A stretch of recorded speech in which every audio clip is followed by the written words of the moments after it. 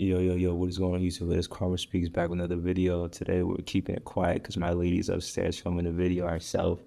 But today I wanted to talk about a topic that I actually made a TikTok on. I always kind of find myself eager to sabotage my progress when it comes to something, right? The dilemma that I'm battling with is that, I want, to start enjoying the fruits of my labor in terms of what I've done monetarily. So that means getting a nice car, getting my own plays, getting this and that. And, I'm eager to do it, but I know it's not the right time yet because I still got more foundations to set for myself. I've been making sure that I'm diligent with the goals and the things that I have set in place for myself. And I'm not deviating from it to do, vain activities to impress other people, to feed my ego. The point that I made in the video was, even if I did sabotage myself, the worst thing that would happen is that I would be an average 22-year-old.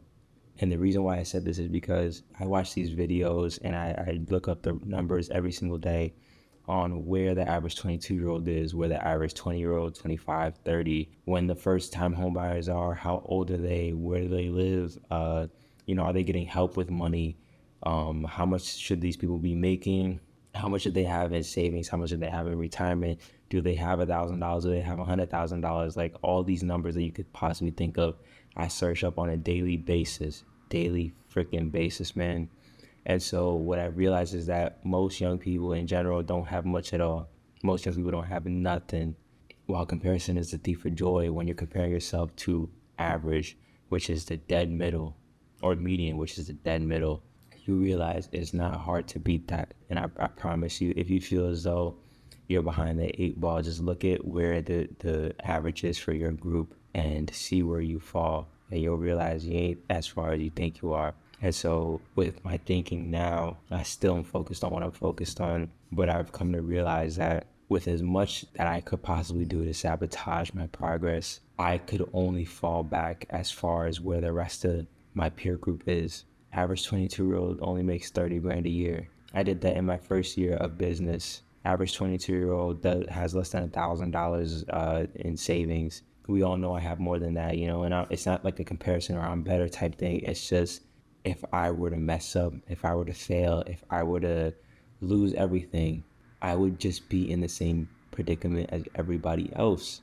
And that's not that bad, because that means that you could build from it, right? You hear that saying where it's like, if you're at rock bottom, the only way to go is up. I guess I wanted to translate this over to you guys also, because it's like a lot of us young people are hyper stressed on being successful young, because we see these things online on Instagram, on TikTok, people getting the SVJ at 20 years old, or they have their own crib, they're in the Miami penthouse and all this different stuff. And you have to realize that the worst that you could possibly be is an average 20-something-year-old.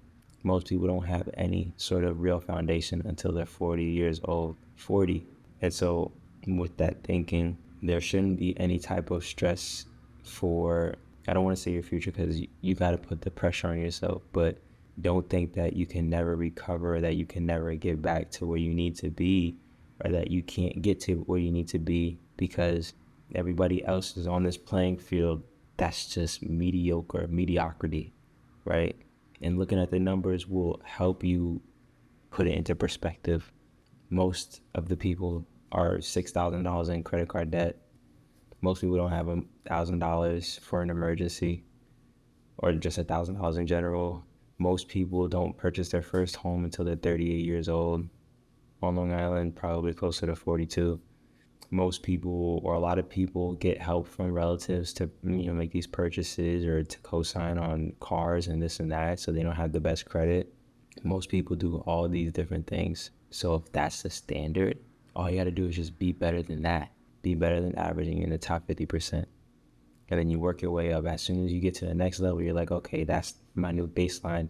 I just got to be better than that. Next one, I just got to be better than that. And that's how I did it.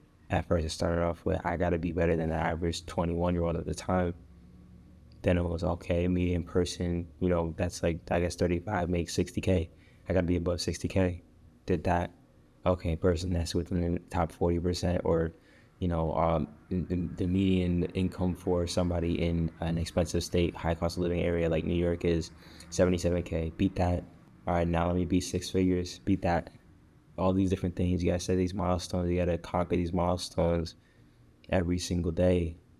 and you got to keep, adding to it. But the point is don't overstress yourself on where you're at, because the worst you could possibly be if you're watching this video is average.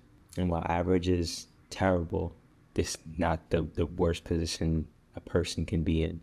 It's going to be the worst for you, but it's not the worst position a person could be in. So I'll leave it at that. But that was a pretty interesting video that I had made on TikTok that, sparked a lot of conversation. So you guys let me know down in the comments if that's something that you also relate to. Appreciate anybody that watched this. Peace.